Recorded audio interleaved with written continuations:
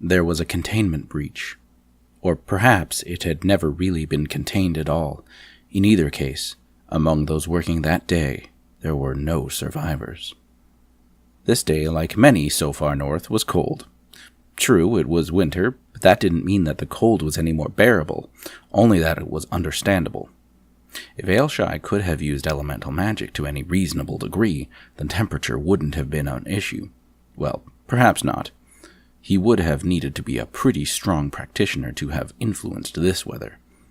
To anyone not versed in the use of elemental magic, they usually just thought you would summon a fireball to keep you warm, but it didn't work like that.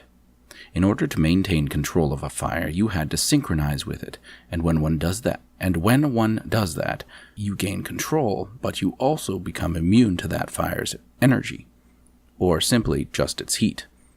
One couldn't well hold a fireball in the hand if they would be burned by it, and thus its usefulness in the cold is lost on the one maintaining control of it. Pairs or groups could pass it around and gain heat while not in their possession, and take control when they were warm, then pass it off when they got cold. Great. Of course, Ailshai would default to a Basics of Magic lecture. He very much enjoyed learning, though his usual subject matter wouldn't be of much use here in the cold. He needed a better distraction. A nice puzzle would do the trick. He walked beside his horse and opened up one of the saddle packs. Though with such big gloves on, there was little he could do with his hands to obtain his puzzle. But he had a better method anyway.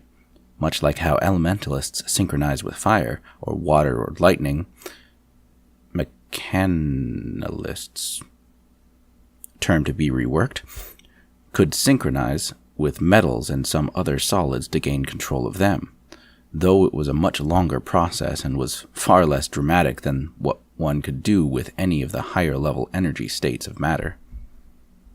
The puzzle began floating, or rather levitating, out of the pack.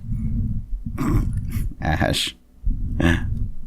There was a subtle rustle somewhere out in the trees. Fool, Ailshai thought. I should have known not to use my magic out on his... I should have known not to use my magic out on his own like this. Well, those are terms switching between first and third person. Whoops. There were always those who would try and take advantage of those with power. With large amounts of power come large amounts of threats to that power.